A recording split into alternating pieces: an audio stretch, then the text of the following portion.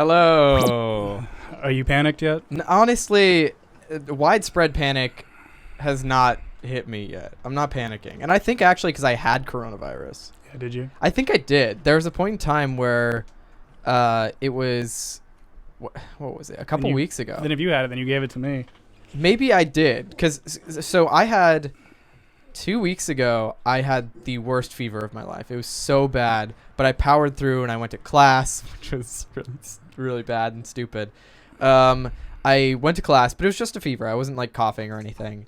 And then the fever went away the next day, but for the next 6 days, I had a very dry cough, and it was awful. It just would not go away. A dry cough, it just feels terrible because it's like you can't breathe. There's nothing that's coming out of you. It's like chest tightness. It's tightness. You can't take a full breath. Then I have the exact same thing you had. So I think I had it.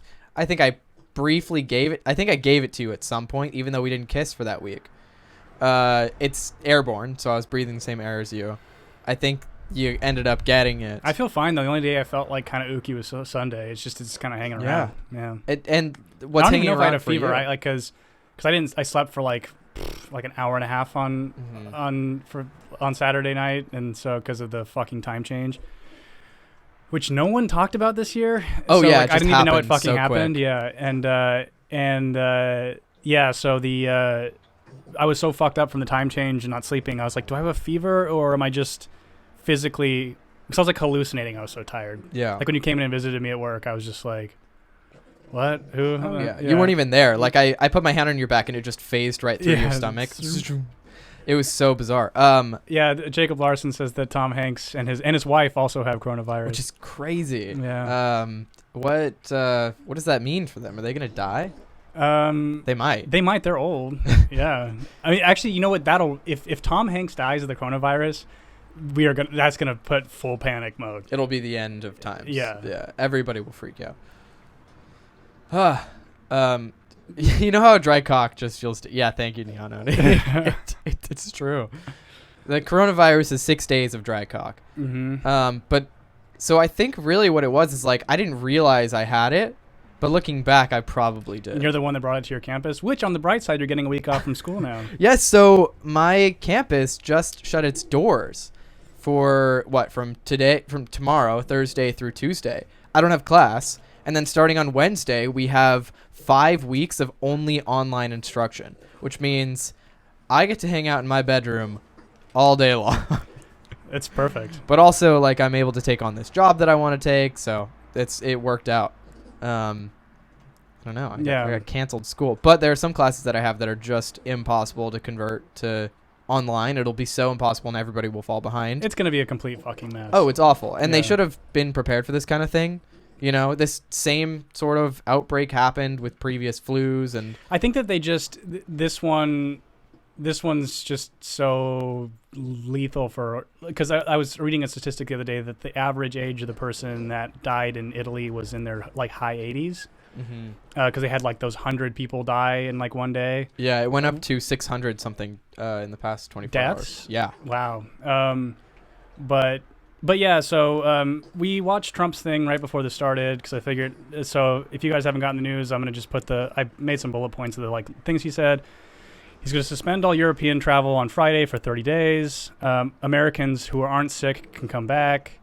Insurance companies are going to waive co-payments for people who have COVID. Financial relief for people sick and unable to work if they have COVID. Again, small business loans. I don't really know what the fuck that means. Tax deferment if you have COVID, and then a payroll tax relief, which seemed to be blanket whether or not you have it or not, which I'm all for that. So that's the big. He said a lot of dumb shit, but that was the shit that actually seemed important, and I figured you guys should know about it. Yeah, there was a funny part where he like sort of went off script. Oh, it's when his hands started moving. So the whole thing, his hands were clasped across his desk. And then at one point he like lets go and starts doing this, and it's like, oh, he's going off the rails. And what he was saying is like, the coronavirus has no. I'm turned into Bernie. Yeah. Has no chance, and like his language was like, it has no chance. It is very, very unlikely. The coronavirus has no chance. No chance. Yeah, exactly. I hate doing a Trump impression. I don't know why I just did one. Oh. It's the most. It makes me ill. Why does it bother you so much? I don't know. I just feel gross. I doing find it really amusing because everybody tries to do one and it's always bad. It's always bad, but that's the thing is it's like it's kind of it's fun because it's bad. It's stupid. It's different if you're just talking like him and admitting he's funny a lot of the time. I know he's not really funny right now, but like when he is funny, it's different when like Stephen Colbert's doing a Trump impression and telling unfunny jokes. Mm-hmm. That's when it's fucking lame. But if you're just because it's easier to deliver the intention of what he's saying when you do it in his voice because it sounds infinitely stupider. It's like because even that speech he gave tonight would have sounded much more reassuring if it was coming from a different person. Yeah. Because I so seldom hear him speak. I usually just read it because I don't really like hearing him speak because it does make you shudder a little bit. Yeah. And he kind of was like, he seemed sick. Yeah. And he also snorted. Yes. So he did like a. Yeah. And he also coughed like twice or like lost his I don't know, his voice for a split second. Yeah. So I think he has coronavirus. He might die. It'll kill him for sure. It'll definitely kill Biden. If the amphetamines don't stop his heart. Oop. The coronavirus. Did he puke? No. I thought my dog just puked. Sorry. No, he didn't. He's a bulldog. He pukes all the time. So he seemed he was, and you said that this is like status quo for his little like addresses at his desk. Yeah, he seemed it was so boring. Every teleprompter thing he ever does is painful. I was hoping for some excitement. I wanted Rally Trump. Rally Trump's fun. Yeah. Teleprompter Trump, not fun. No. He doesn't want to be there. No. So we're going to talk about coronavirus for a little while, and then we're going to talk about election stuff because they're all kind of connected into. Shit, I forgot to. One second. Oh my gosh. I'll catch up here then. Let's see. Jacob Larson, what campus do you go to? You don't have to share if you don't want to. I go to Indy. I go to a school in California. Yeah, just keep it. And I don't know. The email that got sent out was very abrupt. They had been sending out sort of things that were, hey, we had some students go to Washington, D.C. They came back after being exposed to 10 people, or 10 people went to Washington, D.C. They were exposed to 3 people who had the virus, came back, and now there's like a student who lives on campus who's in self-quarantine. There are 2 other students, and then the rest of the faculty are also like self-quarantining. Right. So basically it was like, hey, it's contained. They were sending out emails like, it's contained. No worries. We have no reason to panic right now, and we're in the process of mitigating this infection. So just hang tight. You'll be fine. And then today they sent out, literally today at like 9 a.m., they sent out an email that was like, we're canceling all classes starting tomorrow. Yeah, like the thing that was kind of telling for me was we're just looking at Amazon for toilet paper, and even Amazon's also sold out toilet paper. And I don't get that one exactly. But you said it's doomsday prepping people. It is. So it basically like toilet paper at Target, on Amazon, and hand sanitizer and all these things are like, they're all sold out. Not to really, well, I guess for hand sanitizer, it's like, yes, if you have hand sanitizer, you'll keep your hands clean. But you're depriving somebody else of that hand sanitizer. It also doesn't do shit. So the guy, so Joe Rogan, you all should go listen to. It's only about an hour and a half.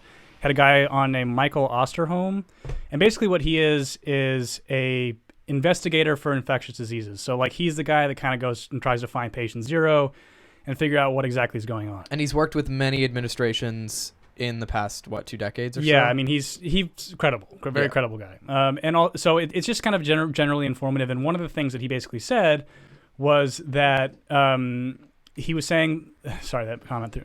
I got to keep those out of my peripheral.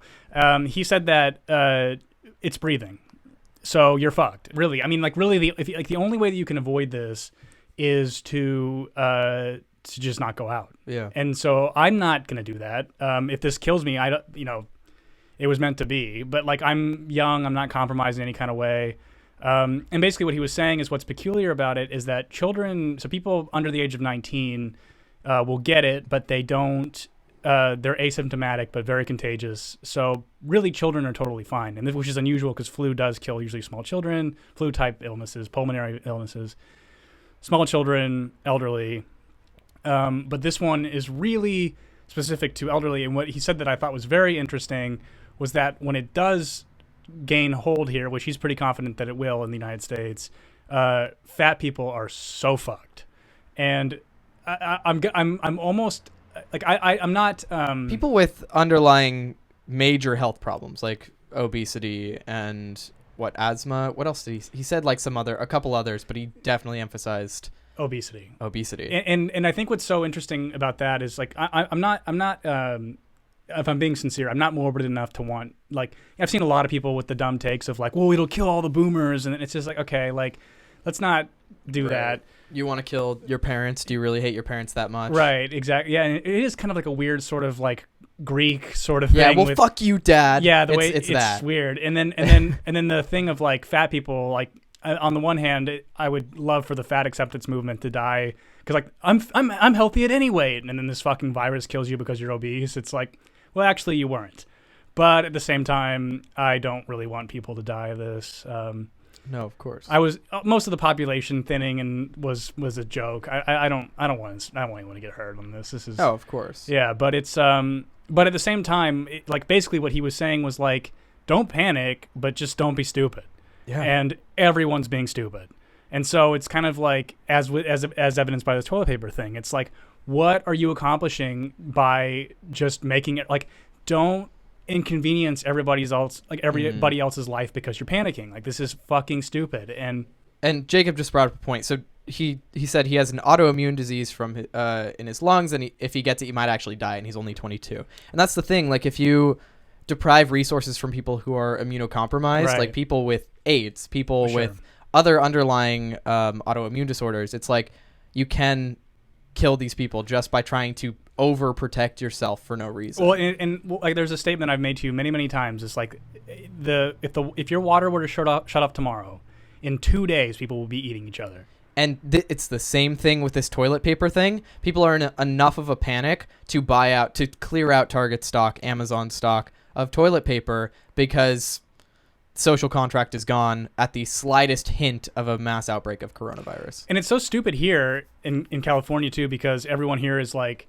so anti-gun, but they'll stock up on all these things, and it's like this stuff you have is only as good as the bullets you have to protect it. And like, you laugh, but you know that that's true. Right, but in the meantime, I don't think this outbreak is going to be wild enough to completely disassemble the government. So there will still be police officers and laws, and you will be tried if you rob somebody of their toilet paper at gunpoint. So I'm not letting you consider this option yet. Well, as soon as the government declares fucking martial law, I'll let you do it. I'm not gonna be the one robbing people. I'm saying that everybody else is fucking insane. Because again, it's like the people who are already like buying all the hand sanitizer, like they're so fucking stupid. Yeah, they're such stupid idiots. And like, again, it's like I was talking to my father about it. He went to the mall and was doing all the right things, washed his hands when he got into the mall, all this stuff. And he's in his late 60s. So like, you know, is somebody of kind of like concern. And then he was like, then I was going down the escalator and grabbed onto the thing, and I was like, what the fuck was all this for? Like, this was such a waste of time. It's like, and that's really the reality of it. Like, you're gonna fuck up. And again, it's like that. What this guy was saying on Rogan was, it's not. It's like touching your face. It's not. This isn't this. It's totally like your eyes don't have. If you touch your eyes, they don't have like receptors that get you. You can't get the virus through your eyes. It's all through breathing. It's breathing. Yeah. I mean, don't put your fingers in your mouth, obviously, but it's mouth stuff. So don't breathe air. Just close your mouth. Yeah, exactly. Just stop breathing. Sew it shut. Sew it shut. Breathe through your ears. No more dick sucking. It's illegal now. What? See, now you've changed it too. Donald Trump says no more sucking dicks. Dick. Look, folks. I love sucking dick. I love riding. I love bouncing on my boy's dick. But we're gonna have to make some sacrifices here in America, and one of them is not bouncing on my boyfriend's dick. No. Ugh, that's awful. You don't want to think about Trump? I don't want to think that big cottage cheese booty bouncing on some dick. I don't want to think about him banning that tennis booty, gay sex related. Ew. You know, there's like layers to his ass. Like, it's like you fold one up and then there's another layer and you fold. It's like crusty in there. I'm surprised that like there aren't more gays with the coronavirus. Like, I'm surprised that it hasn't infected West Hollywood. It's because gays are self-quarantining because a self-quarantine is just a kiki. Oh, good point. Yeah, we're all in our rooms talking tea alone. Spilling tea. Yeah, Spilling tea. It's just a Spilling few tea, gays excuse in me. one room and they're staying together. That's what it is. A self quarantine is just a kiki. are we having one right now? That's kind of what we're doing. We are. Yeah. Jacob Larson says 126,549 cases, 4,621 deaths, 5,594 serious, 68,000 recovered. So currently there are 58,463 infected as of right now. I mean, and like I was doing the math the other day. It was. I can summarize it real quick. Yeah, it's basically, well, you already knew. You remember what I The had? percentage of the population that is infected is like 0.000000128. Yeah, you got it. And then if it was 10 million infected, it's 0.001. So of the entire global population. Yeah. So, and I think that, and then flu affects 0.1 of the population. Yeah. Just for like, sort of a general reference. Mm-hmm. But yeah, I don't really, the timing, I'm not talking like conspiracy or suspicious. It's just like the timing of everything right now just seems to be so peculiar. Mm-hmm. In terms of we're in this weird election flux, like this sickness stuff. It's just, I don't know. It's very strange. It is odd. Let me make sure I didn't miss anything on this. And the vast majority, actually, of the country doesn't give a shit about this election. Really what it is, like, they're focusing on the coronavirus because it actually can affect them, whereas most people don't think politics would affect them. Oh my God, my mouth just touched the mic. Oh my God. I'm going to get coronavirus again. Yeah. You're gonna be the patient zero for making a worse version of it. Oh my God. COVID-20. Yeah. But yeah, I think I think that what this also sort of illuminated to me, and I know Nia Noni's probably gonna have a lot of thoughts on this, probably in agreement, is like this is really showing me personally what the disadvantage of having a global economy is. Oh, I'm so glad because I was just thinking of the economy thing. Yeah. So what do you know about how China's economy is doing? They're fucked. And the thing is like another big part of our problem right now is that most of our drugs are manufactured over there. Mm-hmm. Well, I don't know if most, but a fuck ton. Yeah. And so it's like now that we've cut supply chains now to Europe, which we get a lot from Germany as well. Germany and China, we've now like this. It's like why, like I have said, it's like why I am a Tulsi Gabbard supporter is like it's not isolationism, guys. It's just when these kinds of things happen, we need to have a little bit of insulation domestically. Our own. Yeah. Yeah, and it's really bad. But if you don't know our stock market, we're officially in a bear market, which is bad. The Dow dropped a fuck ton, and so but like I mean, the reality is like I forgot who said it, but it was a really brilliant quote. Is like just buy now. Because the reality is that if it totally collapses, we're not going to be using the dollar anymore anyway. Yeah. So who fucking cares?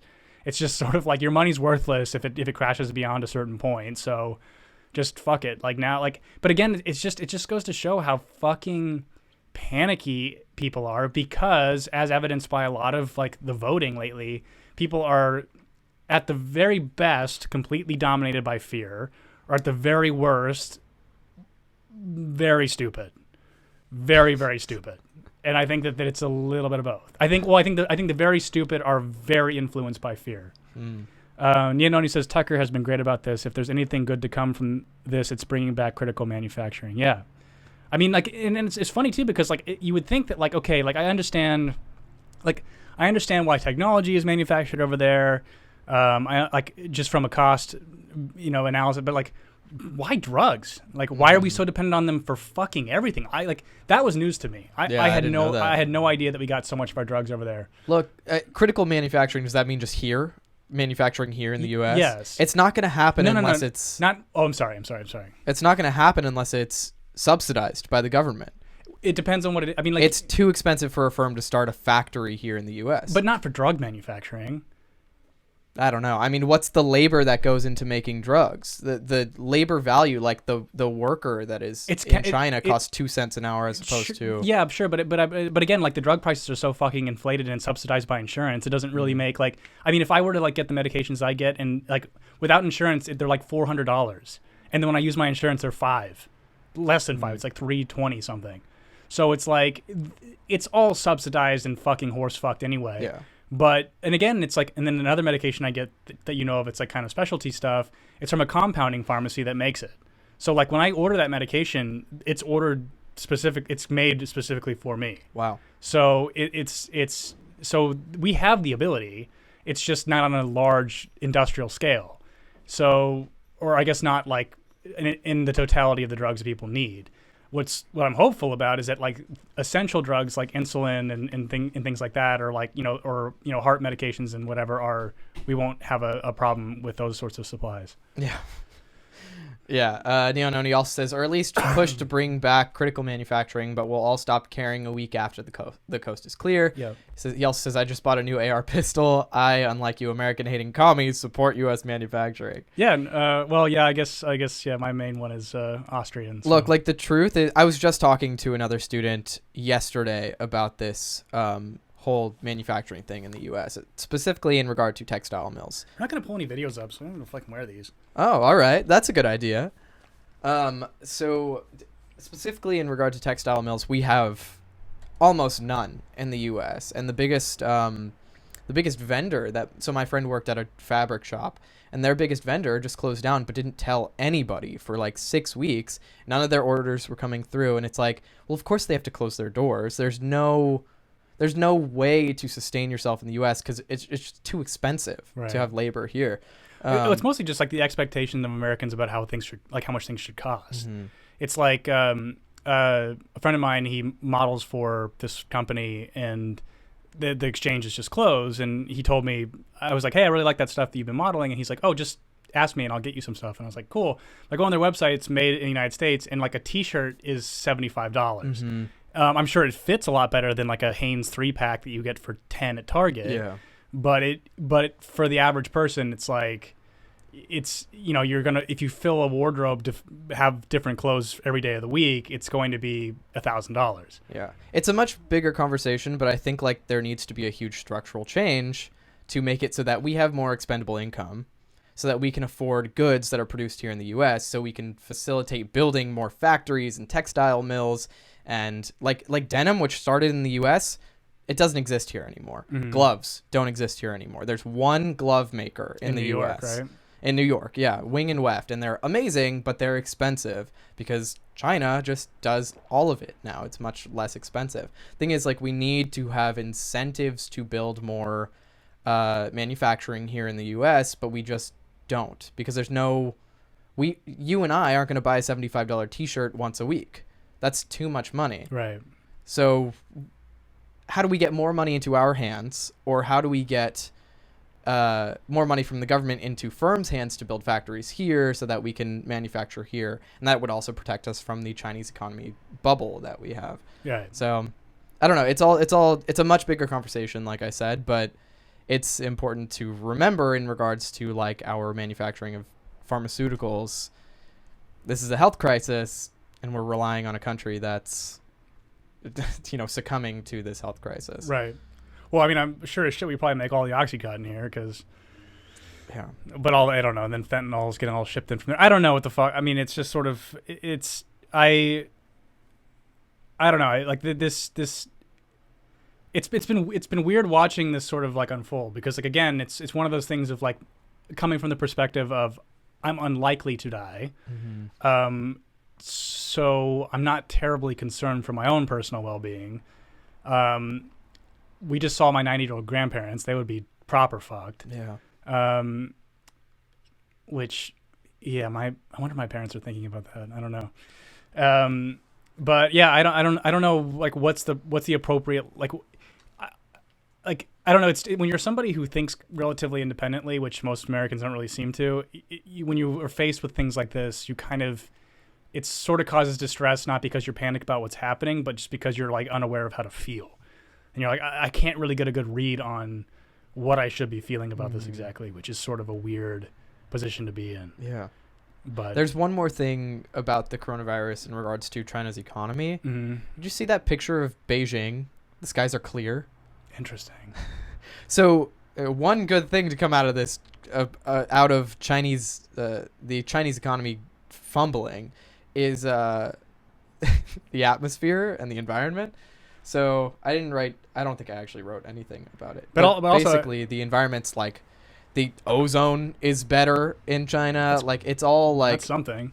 It's looking better, even based on the last 6 to 8 weeks that we've had coronavirus, because so much manufacturing in that part of the world is down. Emissions are way down too. On the bright side too, those pesky Hong Kong protests seem to have died down. Oh yeah, because we're a pro-Chinese communist government podcast. So.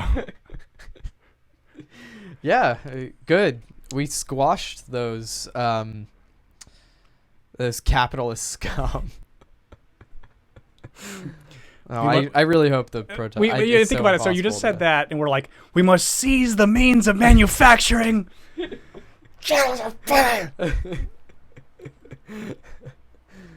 want to sign up to be dictator. Greta will be pleased about the cleaner Chinese skies. She never talks about China. Oh, that's true. No, she doesn't touch China or India. Who did recently? Bloomberg. Bloomberg, which yeah. sucks. Fucking Coomberg did it sucks before ass. Greta. But yeah, he talked about China and India. But yeah, I wonder if there was. Did we have anything else on coronavirus that was? I don't think so. I think we're just all kind of. I mean, what the guy said is like basically it's going to be about 6 months of shit. Is basically what he was saying. It won't go away with warmer weather. No, that's what he said. But he said that like it'll start to